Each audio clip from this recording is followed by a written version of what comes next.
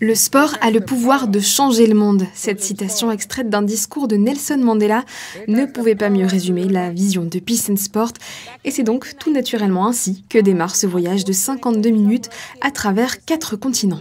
Il a une vocation à être diffusé dans le monde entier. Ça montre ce qu'est la paix par le sport. Ça montre que depuis l'indépendance et la neutralité, on peut faire beaucoup de choses parce qu'on est crédible quand on parle d'une cause. Et donc le but, c'est de convaincre des gouvernements que le sport pour la paix, c'est un investissement, c'est pas une dépense, parce qu'on a des indicateurs qui montrent que les choses changent sur le terrain. On fait ça depuis Monaco, depuis la crédibilité et l'indépendance de Monaco. Je crois que c'est tout à fait important. L'organisation créée en 2007 est placée sous le haut patronage du prince Albert II, un soutien de taille pour les équipes. Chef d'État, 5 fois olympien, il est à l'origine aussi de Peace and Sport, puisqu'au départ c'est une feuille blanche, on en parle ensemble.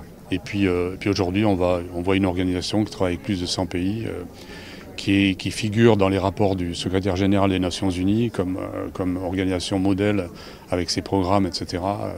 On a ce prix au sommet des prix Nobel qui nous a été remis il y a 2 ans. Donc voilà, c'est un chemin dont on peut être fier. Et maintenant, il faut que ça continue. Pour porter ces messages, l'organisation peut compter sur ses champions pour la paix, des athlètes comme Lionel Messi, Novak Djokovic ou encore la médaillée olympique de taekwondo, Marlène Lidecker.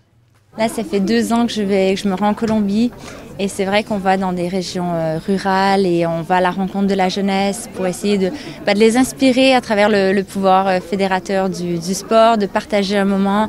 Et ce qui m'impressionne le plus, c'est à quel point le sport rassemble et peu importe les cultures, qu'on soit en Inde, qu'on soit en Colombie ou qu'on soit dans certaines régions en Afrique subsaharienne, à partir du moment où il y a du sport, il y a un ballon, il y a du jeu, ça unit les populations et c'est une langue universelle.